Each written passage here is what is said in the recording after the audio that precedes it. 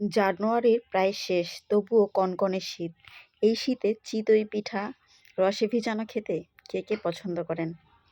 আমার তো ভীষণ হ্যালো পছন্দ, আপুরা কি ভাইয়েরা, বলবো। আমি আপনাদের তাড়াহুড়ো আপা চলে আসলাম আজকে নতুন একটা কি বলবো পিঠার রেসিপি নিয়ে।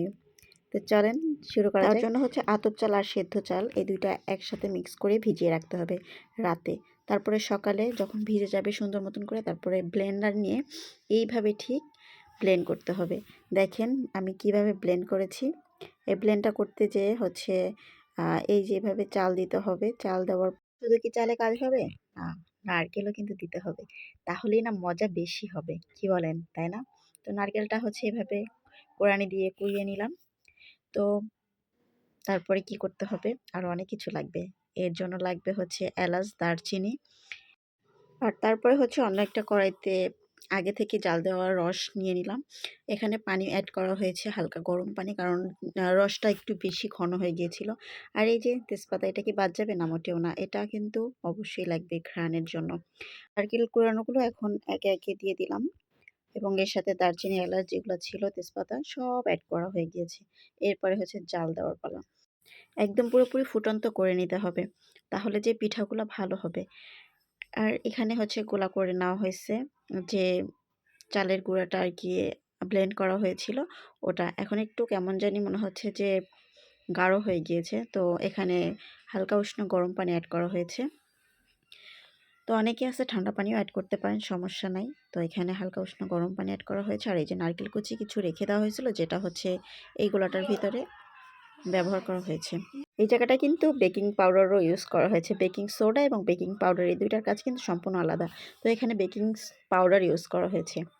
তারপরে ওই যে গোলাটার ভিতরে যে পানিটা ঢালা হয়েছে, সেই পানিটা ঢালার পরে দেখেন গোলাটা কতটা সুন্দরভাবে হচ্ছে একদম পাতলা হয়েছে। আর এই যে রসটা জ্বালানোর পরে আরেকটা পাতিলে ঢেলে ফেলানো হয়েছে, সুন্দর একটা গোলগাল পাতিলের মধ্যে, যেন পিঠাগুলো সুন্দর মতন বসে যায়।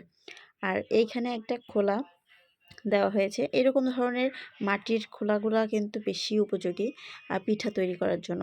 আর এখন তো আধুনিক প্রযুক্তি, অনেক রকমই খোলা বা তাওয়া এগুলা পাওয়া যায়, ঠিক আছে? তো এটা একটু ভালোভাবে যে সাজটা, মানে পিঠা বানানোর যে সাজ, এটা সুন্দর মতন করে গরম করে নেওয়া হচ্ছে।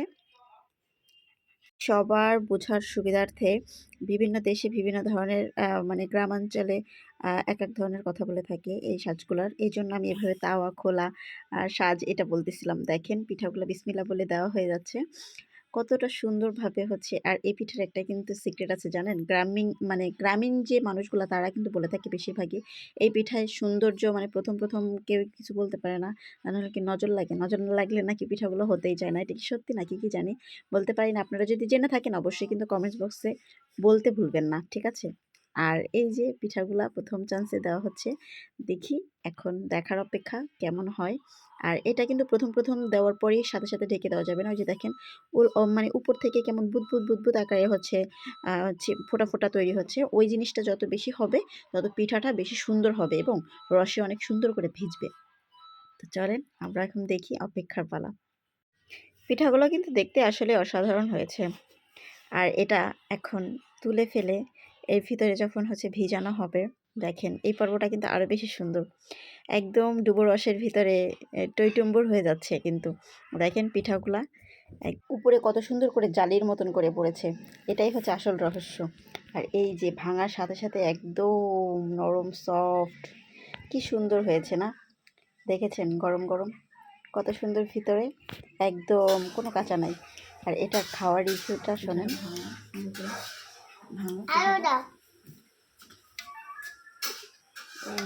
কি নরম হয়েছে না?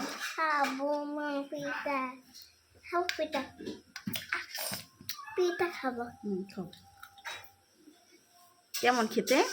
মজা। তাই? খুব মজা। কেমন খেতে?